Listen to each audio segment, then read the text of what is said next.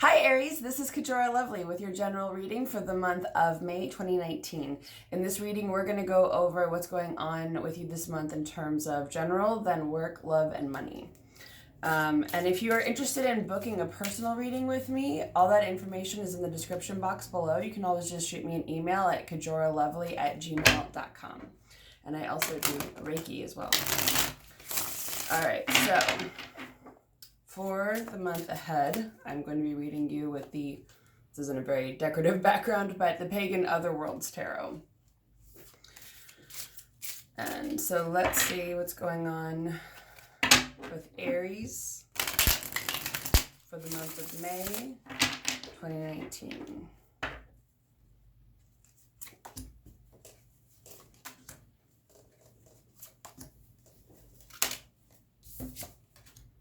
Cards are flying out of the deck. Okay, then work.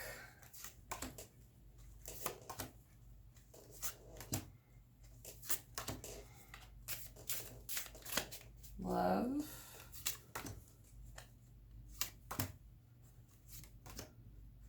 Oh, I should probably mention this deck includes moons.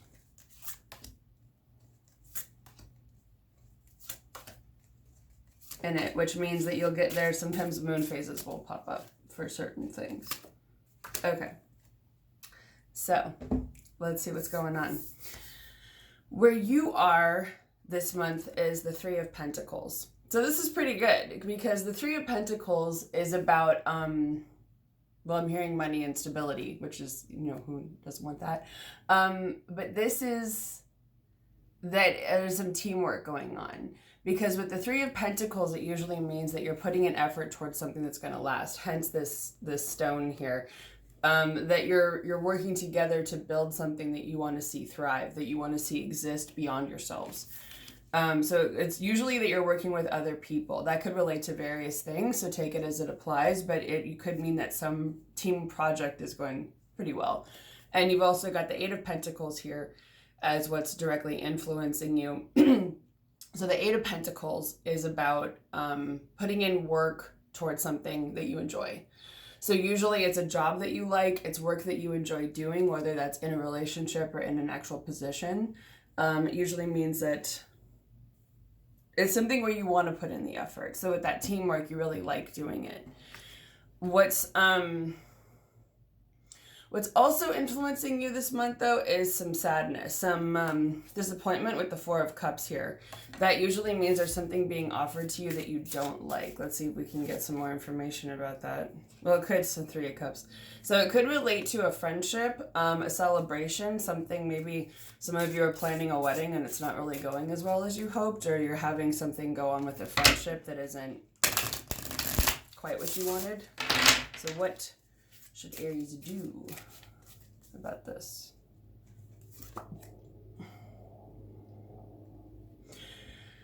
So what I'm hearing is you're being too nosy about something. And then someone saying quiet. Okay. Some of you are being too nosy, some of you are being quiet too much. Take that as it applies, because it's very different for different people. The answer is, well, I would say don't resist an awakening or epiphany about this, a realization that you're supposed to make about whatever this situation is. That there's some download or some information that you'll get. Usually the best way to tell if you're getting a download of information is if you can't sleep. Because it means that there's information that's coming to you and your body is like so stimulated from that energy that you're like, you can't sleep at all. So if you have a sleepless night, you can always talk to your spirit guides and say like, I kind of need to sleep so I can go to work tomorrow. Or if you are okay with that, enjoy it. But then you could be getting an epiphany a few days later or a realization about something. So what's also influencing you is the Chariot, which means things are moving forward, which is also good news. This could also be a Cancer, not necessarily though. It could also, I just see this as a sign as things are moving forward in your life. A lot of you have come out of your birthday month, you're coming out of the pre-birthday funk, and you're coming into the time of movement. So that's good news. Okay, work. You may have some options presented to you this month that you don't really want with the 7 of Cups here. This usually I see as the 7 deadly sins. And even you can tell from the artwork on this card, it's not really like good news. Yeah, you may have some money options presented to you when it comes to work, but you know that you don't really want them. It could be something that you don't really want to do and you're thinking there's got to be a better way. And you could be dealing with some dissatisfaction. Usually the sun in reverses, there's good things there, but you may not necessarily be seeing them because you're focusing on, sometimes it can be depression, that you're just like not happy with where you're at, which is understandable. So because of that, you're not necessarily moving things forward with the Knight of Swords in reverse here. I usually see this as like there's something you could be charging into, which is how this is upright, but you're not. You don't want to. What's good news, though, is when it comes to work, if you've been feeling stuck or they're trapped, sometimes this can be by your own thoughts because it's the swords. This is the 8 of Swords.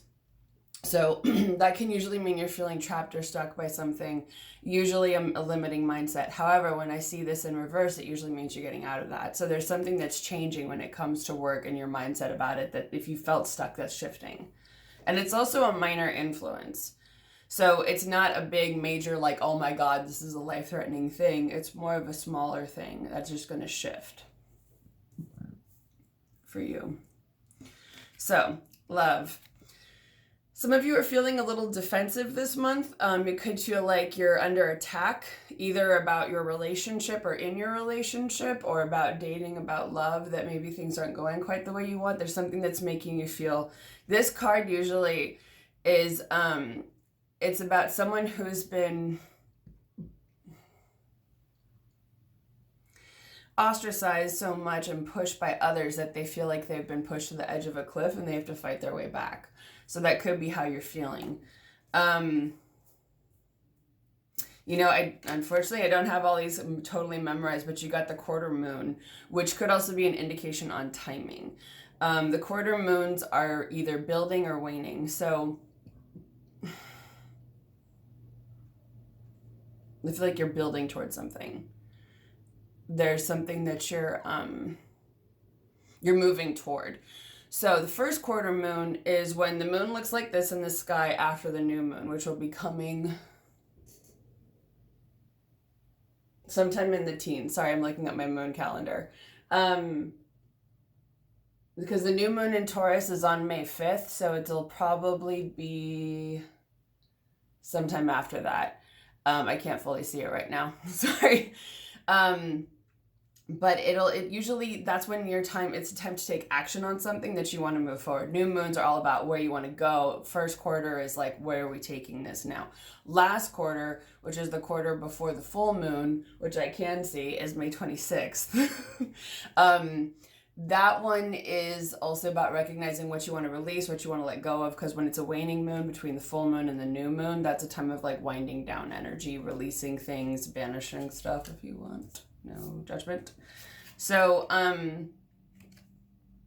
when it comes to love, if someone has been lying, cheating, being deceitful, this could be coming to an end, because usually the 7 of Swords is about somebody who has been taking something illegally, something that they shouldn't be. This has been coming up a lot in my personal readings lately. So I'm not surprised to see this in your reading because it's been an overall theme. I'll just say this, it could relate to politics, it could not. It could also just be somebody that you've been dealing with is going to be leaving your sphere.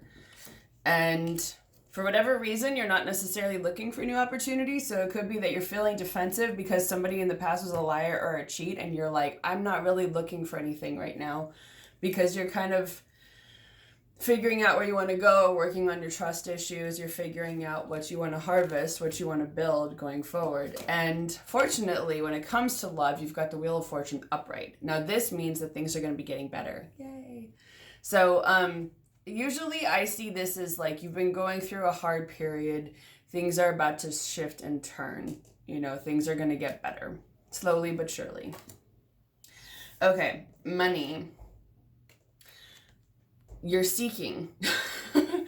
It's funny because usually I see this card as a very spiritual card. It's an extra card in this deck. This is usually like you're looking for Oh, that's funny, because the actual artwork of this deck is that the Celtic pagans believed there were thin places where they could easily access spirits or the fae or fairies or other things. So this is about finding a thin place where you can sort of go into the divine and experience the other world. I know this is getting pretty woo-woo, but the idea is it's a place where you can access spirituality, basically.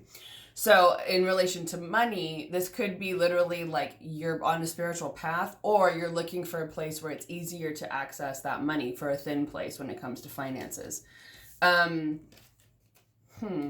the Six of Cups, which could mean a couple different things. This usually relates to children or the past.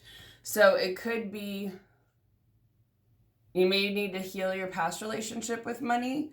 I know I've mentioned this book before. I'm not sure if it's in an Aries reading, but You Are a Badass at Making Money by Jen Sincero. It's Sincero. She did You Are a Badass, which you might be a little bit more familiar with. But this one's about money, so you could always look at that if you're trying to figure out if you have any family patterns or any issues related to money, how you view money, success, that kind of thing that you want to work through. So that's just an idea. Because usually this is about your childhood, inner child, something from the past, or dealing with children. So for some of you, if you're thinking of working with children, I would say that's an indicator that that may be something you want to do. But for some of you, I feel like there may be some friend from the past that you want to work with or something like that. So, because at the same time, got the Ace of Wands in reverse. So some project that you're working on is not necessarily going to come through the way you want. Sorry. Because upright, it's something new coming in. It usually relates to the fire element, your element, creativity, action, communication. There's something that you want, and I'm hearing it's going to fall through. It's not your fault, but you will be disappointed. And I mean, the good news is you might feel like you've been in a period of limbo for a little while. You'll be coming out of that with the Hangman in reverse, because usually this card is like you feel like you're kind of stuck and all you can do is sort of hang out and be like, what the fuck? So with this in reverse, it means you're coming out of that, which is good news. And I mean, there's a lot of good news in here. You're coming out of a lot of different things, and things that looks like things will be getting better in general because you'll be coming out of this. Now, part of the thing too is, sorry, your guides really want you to hear this apparently.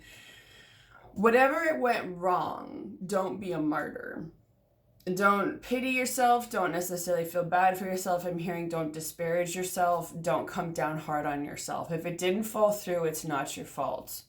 It just happened. It just is. And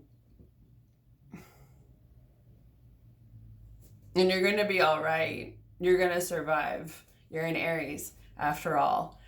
Your sign is nothing if not tenacious.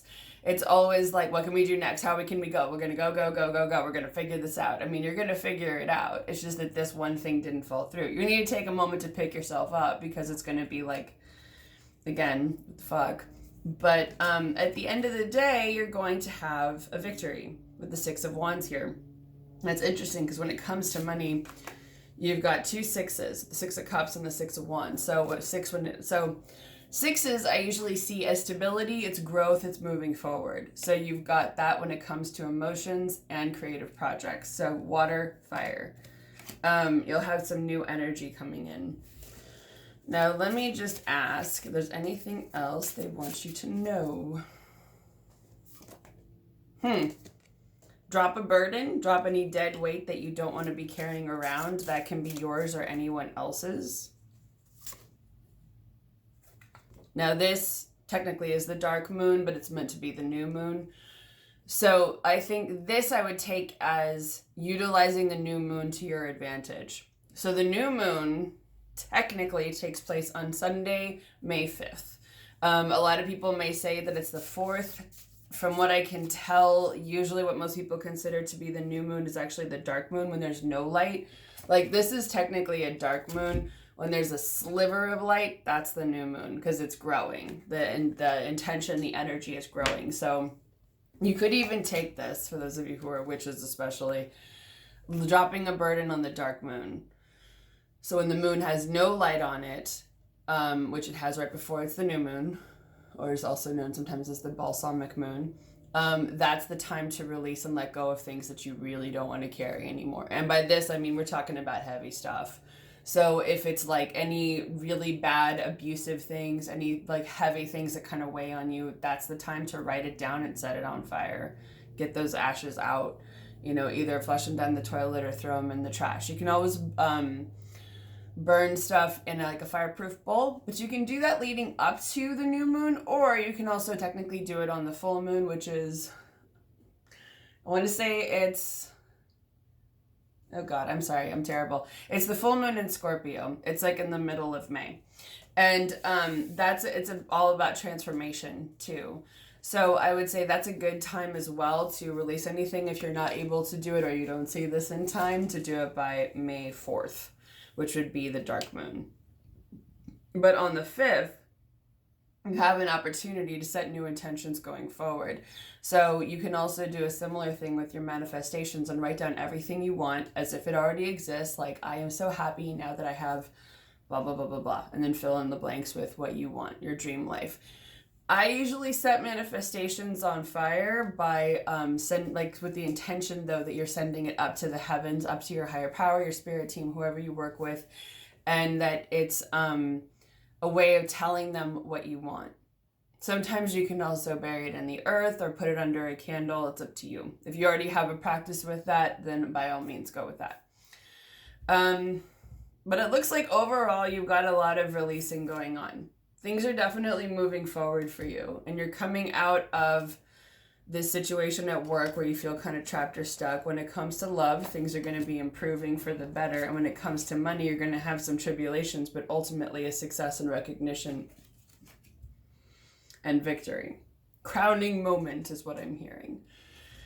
So that's your reading for May. Once again, if you're interested in booking a personal tarot reading, you can always email me, and I do those over the phone, over Skype, and also through email. So you can always just email me at kajoralovely@gmail.com. I hope you have a wonderful month of May, Aries, and I'll see you again next month.